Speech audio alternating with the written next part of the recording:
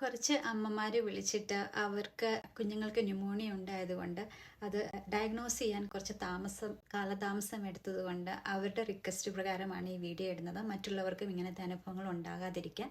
കാരണം തീരെ ചെറിയ കുഞ്ഞുങ്ങൾക്ക് അവർക്ക് ചെസ്റ്റ് പെയിൻ ആണെന്നോ ഒന്നും അവർക്ക് പറയാൻ അറിയില്ല.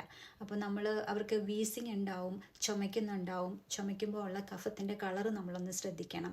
പിന്നെ ഭയങ്കര ക്ഷീണം കാണിക്കും കുട്ടികൾ. ചിലപ്പോൾ നമ്മൾ ഈ ടൈലിനോൾ, അഡ്വിൽ, അതായത് ഇവിടുത്തെ പാരസെറ്റമോൾ, ഐബുപ്രൂഫൻ ഇതൊക്കെ കൊടുത്ത് നമ്മൾ പനി കുറച്ച് വയ്ക്കുമ്പോൾ അവർ കുഞ്ഞുങ്ങളായതുകൊണ്ട് പെട്ടെന്ന് ഒന്ന് ആക്റ്റീവ് ആവുമായിരിക്കും.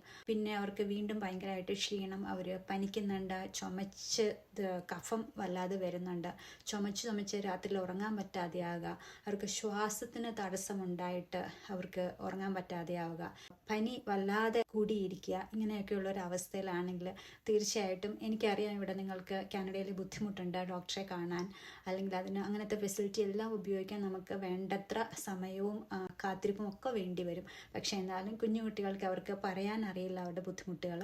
അപ്പം നിങ്ങൾ ഈ ലക്ഷണങ്ങളൊക്കെ, അതായത് ഫ്ലൂവിന് ശേഷം അത് മാറാതെ സെക്കൻഡറി ബാക്ടീരിയൽ ഇൻഫെക്ഷൻ ആയിട്ട് ഇങ്ങനെ ന്യൂമോണിയയുടെ ലക്ഷണങ്ങൾ കാണിക്കുന്നുണ്ടെങ്കിൽ തീർച്ചയായിട്ടും നിങ്ങൾ ഒന്ന് ഡോക്ടറെ കൊണ്ടുപോയി കാണിക്കുകയും ചെസ്റ്റ് എക്സ്റേ എടുപ്പിക്കുക, ആൻറ്റിബയോട്ടിക് കൊടുക്കുക.